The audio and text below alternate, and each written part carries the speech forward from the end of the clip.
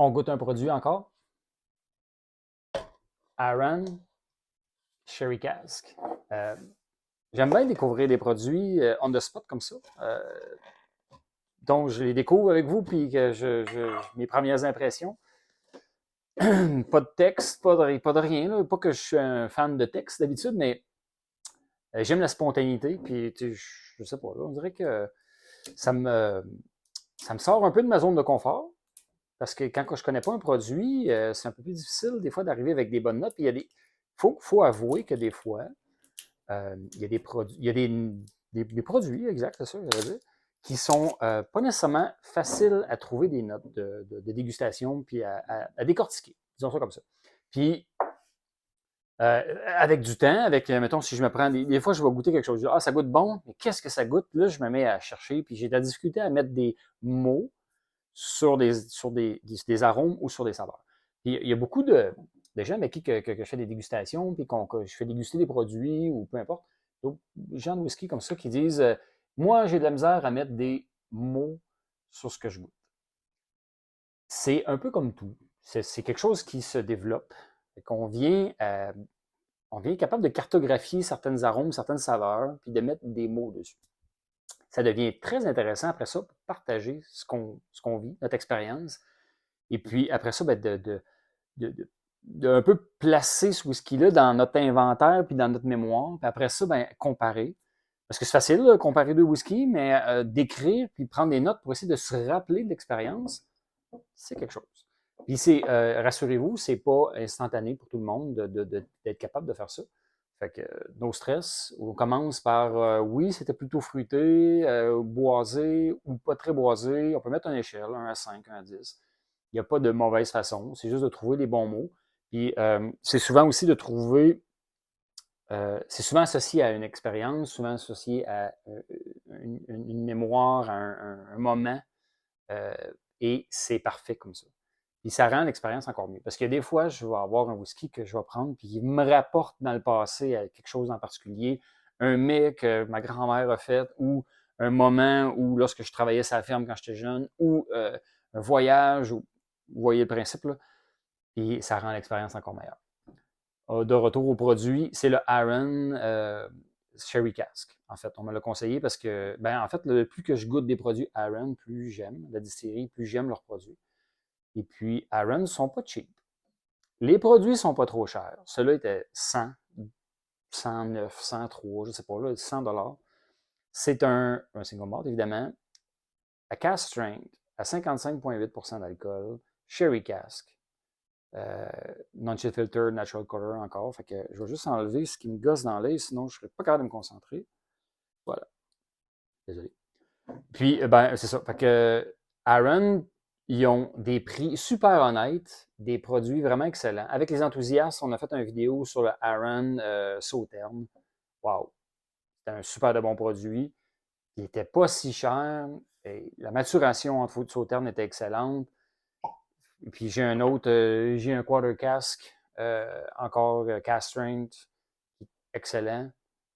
Alors, plus je vois passer des produits Aaron, en fait, plus que j'ai le goût de les acheter parce que j'ai tout le temps que de bonnes expériences. J'ai pas beaucoup d'informations à vous donner sur la distillerie Aaron parce que j'ai pas fait mes devoirs. Je suis un consommateur paresseux. J'ai le goût de goûter et j'ai le goût de vous présenter, mais j'ai pas beaucoup d'infos sur la distillerie à vous donner.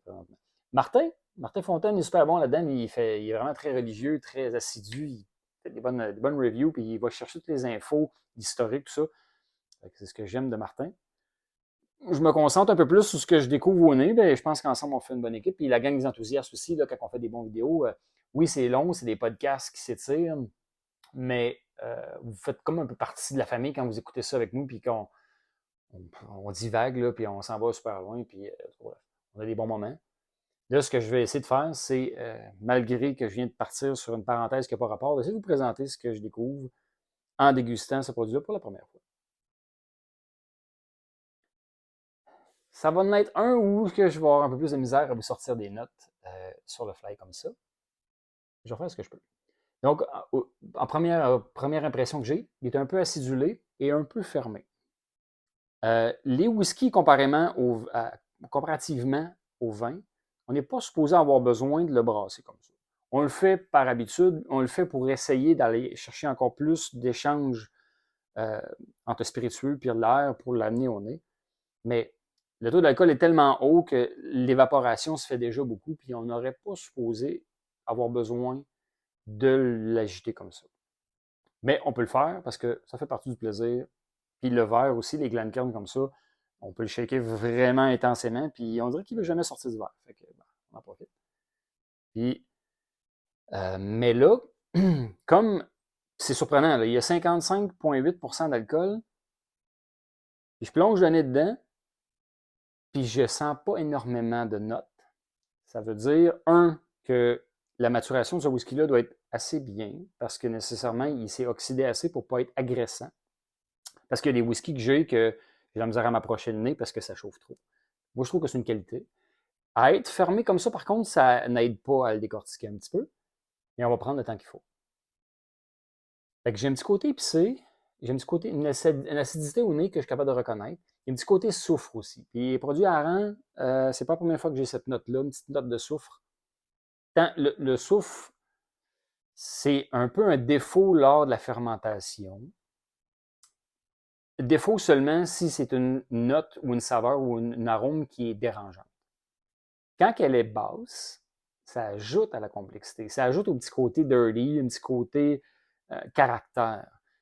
Springbank, Hazelburn, même voir les produits Glen Scotia, ils ont un peu ça aussi dedans. Un petit côté dirty, un petit côté mini-défaut, mais qui se transforme en qualité, en richesse, en complexité. Fait que, dans ce cas-ci, j'ai un peu de soufre et c'est pas un défaut. C'est un peu fruité, mais le fruit et épices sont assez rivaux au niveau de la présence. Mais c'est en délicatesse. Puis là j'exagère, je prononce mon respire dedans pour aller vraiment plonger mon nez, puis aller chercher les vapeurs. Puis là, je sens un peu plus de chaleur, mais ça reste un bon nez, mais quand même assez fermé, assez. C'est pas une bombe au nez. Là. Ce que je vais faire, je vais y goûter. Probablement que ça va aider après ça parce que l'olfaction puis le goût, c'est ensemble, c'est les mêmes nerfs, c'est le même sens.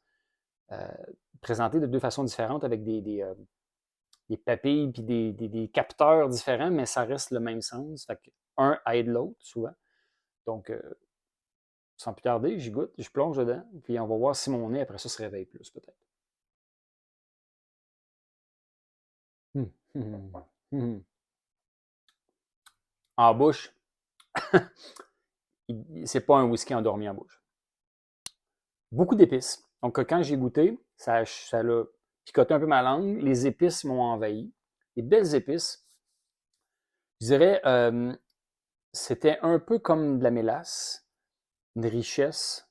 Puis il y avait beaucoup d'épices, comme de la cannelle, muscade, piment de Jamaïque. On voit un coup de girofle aussi un peu. Puis après ça, ça reste après ça, le palais se libère avec des beaux fruits. Cerises, groseille un peu. Je vais y retourner. Mais en bouche, très vif, belle vivacité, quand même complexe, quand même enveloppant aussi.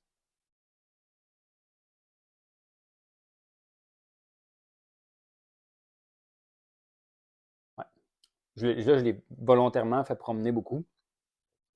Là, il m'enveloppe, puis quand je l'avale, j'ai une chaleur, des épices, du fruit rouge.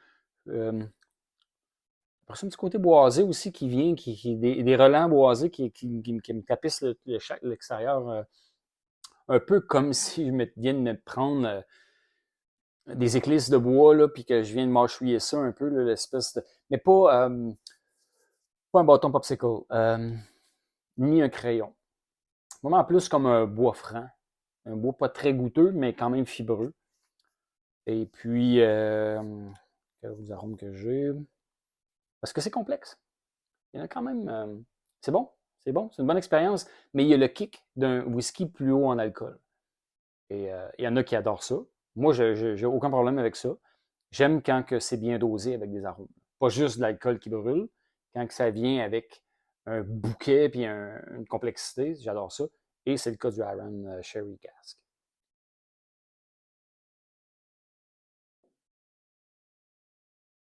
Du côté sucre d'orge, super bon. Céréalier avec du sucre sucre d'orge, c'est vraiment lorsqu'on convertit avec de l'orge maltée, le grain, l'amidon qu'il y a dans le grain en sucre. Après ça, on fait une réduction de ça, puis ça fait un gros sucre d'orge. Il y avait des bonbons, des pommes tempées dans le sucre d'orge. Il y a ça. Fait que ça c'est mi-céréales, mi-sucré, avec les fruits rouges, avec les épices. Excellent whisky. Je vais aller retourner au nez, moi. Ouais, le côté souffle est encore là, petit côté allumette, là. Mais le fruit s'est ouvert plus. Ça fait penser à une pomme trop mûre. C'est une pomme qui a commencé à devenir un molle brune. Il y a un peu de ça. Il y a des épices aussi. Épices, il y a un mélange de deux épices assez prononcé. Et ben, je l'ai pas sur, mais je cherche le nom d'épices. Il y a, je sais pas si c'est safran. Ah, je pense qu'il y a un peu de paprika. Mais c'est des épices moins traditionnelles. Mais beau côté épicé, vif. Là, le nez s'est réveillé parce que j'ai comme réveillé j'ai accoutumé mon palais, en fait, avec ce bouquet-là. Puis là, ben, je suis capable d'aller chercher un peu plus de ce qu'il y a dedans. Wow. En tout cas, je ne veux pas trop m'éterniser parce que m'en est trop long, c'est plate. Mais le Aaron Sherry Cask Strength n'échappe pas à la tradition d'Aaron de nous présenter des bons produits à un excellent prix. Puis, il est bon. Puis, il est coffré. En fait, je pense que ce qui fait briller ce produit-là, c'est que avec son taux d'alcool élevé, il amène un peu plus d'intensité, un peu plus de coffre, un peu plus de vivacité. Quand on le boit, on n'a pas l'impression de boire de l'eau. On a vraiment l'impression de boire quelque chose qui est vif, puis qui dit Hey, je suis là, prépare-toi, puis à déranger un peu la première gorgée, après ça, on s'accoutume, puis c'est super intéressant. Le petit côté soft dirty amène une belle complexité. Si vous aimez les whiskies de Campbelltown, c'est sûr que vous allez aimer ce produit-là. Dans le Springbank-ish. En fait, c'est un peu ça. C'est un peu comme les Springbank méconnus. Aaron, c'est des produits qui sont. Puis Glen Scotia aussi, c'est comme ça. Donc, encore un peu en dessous du radar, pas encore assez cher. C'est bien correct, là. Je ne pas que c'est pas cher. C'est juste que comparer le hype qu'on a avec les produits Springbank, puis le prix monte, ben là, avec Aaron puis Glen Scotia, c'est des produits que les prix sont encore super raisonnables pour des produits hyper qualité. Mm. Ce que j'aime, c'est l'équilibre, la diversité, la balance entre tous les arômes et les saveurs qu'on a, avec un peu de tout.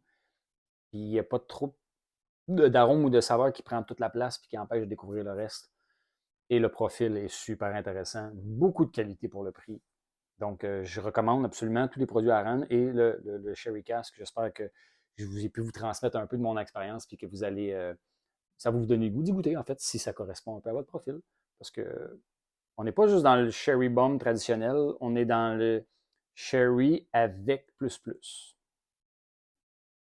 Santé!